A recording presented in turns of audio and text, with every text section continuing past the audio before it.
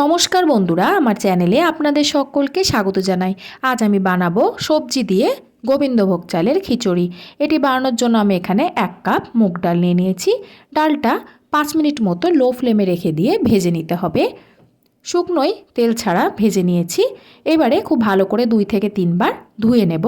Pressure কুকারের মধ্যে ধুয়ে নেওয়া ডালটা দিয়ে দেব, সাথেই দিয়ে দেব 1 বাটি জল। আপনারা চাইলে এটা কড়াইতেও করতে পারবেন, তবে প্রেসার কুকারে করলে সময়টা একটু কম লাগবে। আমি এখানে একটা সিটি দিয়ে নেব। সাথে নিয়ে নিয়েছি 1 কাপ গোবিন্দভোগ চাল, নিয়ে নিয়েছি ফুলকপি ছোট ছোট করে কেটে নিয়েছি, গাজর, বিনস নিয়ে নিয়েছি, আলুর টুকরো করে নিয়েছি, কড়াইশুঁটি নিয়ে নিয়েছি, সাথে একটা টমেটো নিয়ে নিয়েছি। ডালটা আমি এখানে একটা সিটি দিয়ে নিয়েছি। দেখুন একদম সেদ্ধ হয়ে গিয়েছে। একটার থেকে বেশি সিটি দেওয়ার প্রয়োজন নেই, যেহেতু চাল এবং সবজির সাথে আবারও সেদ্ধ হবে। এবার আমি ডালটা একটা পাত্রের মধ্যে ঢেলে নেব।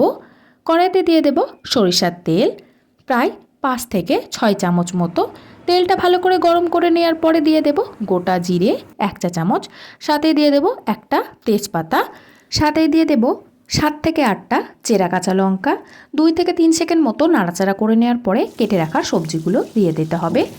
আপনারা চাইলে সবজিগুলো একে একে আলাদা আলাদা করেও ভেজে নিতে পারবেন, তবে একসাথে দিয়ে দিলে সেই ক্ষেত্রে সময়টা একটু কম লাগবে। সমস্ত সবজিগুলো দিয়ে দিয়েছি। এবারে মিডিয়াম টু হাই ফ্লেমে রেখে দিয়ে খুব ভালো করে আগে সবজিগুলো ভেজে নিতে হবে। 5 মিনিট মতো আগে ভেজে নেব। সবজিগুলো খুব ভালো করে ভেজে নেওয়া হয়ে গিয়েছে। এর মধ্যে আমি দিয়ে দেব টমেটোর টুকরো। আমি এখানে একটা বড় সাইজের টমেটো ব্যবহার করেছি। সাথে দিয়ে দেব পরিমাণ মতো লবণ, হলুদ গুঁড়ো দিয়ে দেব 1 চা চামচ, জিরে গুঁড়ো দিয়ে দেব 1 চা চামচ, গ্রেট করে নেওয়া আদা দিয়ে দেব 1 চামচ। আপনারা চাইলে আদা বাটাও ব্যবহার করতে পারবেন। এবারে সমস্ত কিছু খুব ভালো করে মিশিয়ে নিতে হবে। 2 থেকে 3 মিনিট মতো মিডিয়াম টু হাই ফ্লেমে নাড়াচাড়া করে নেওয়ার পরে দিয়ে দেব সামান্য পরিমাণে জল। এতে মশলাটা পুড়েও যাবে না। আরও 2 থেকে 3 মিনিট মতো নাড়াচাড়া করে নিয়েছি। সবজিগুলো মশলার সাথে খুব ভালো করে কষিয়ে নেওয়া হয়ে গেছে। এই মুহূর্তে দিয়ে দেব সেদ্ধ করে নেওয়া ডাল। ডালটা দিয়ে নেওয়ার পরে মিডিয়াম টু হাই ফ্লেমে রেখে দিয়ে আরও 5 মিনিট মতো নাড়াচাড়া করে নেব। দিয়ে দেব 1 মুঠো ধনেপাতা। ধনেপাতাটা আমি ছোট ছোট করে কুচি করে নিয়েছি। আবারও খুব ভালো করে নাড়াচাড়া করে নেওয়ার পরে লো ফ্লেমে 5 মিনিট মতো ঢাকা দিয়ে রাখবো। 5 মিনিট বাদে ঢাকা খুলে আরও একবার নাড়াচাড়া করে নেব। ডালটা অনেকটাই সেদ্ধ হয়ে গেছে, সবজিগুলো প্রায় 50% মতো সেদ্ধ হয়ে এসেছে। এই মুহূর্তে দিয়ে দেব গোবিন্দভোগ চাল। চালটা আমি 2 থেকে 3 বার ধুয়ে নিয়েছি, ভিজিয়ে রাখার কোনো প্রয়োজন নেই। চালটা দিয়ে নিয়ে আবারও খুব ভালো করে নাড়াচাড়া করে নেওয়ার পরে দিয়ে দেব এখানে প্রায় 2 বাটি মতো জল। জলটা একটু বেশি পরিমাণে ব্যবহার করেছি।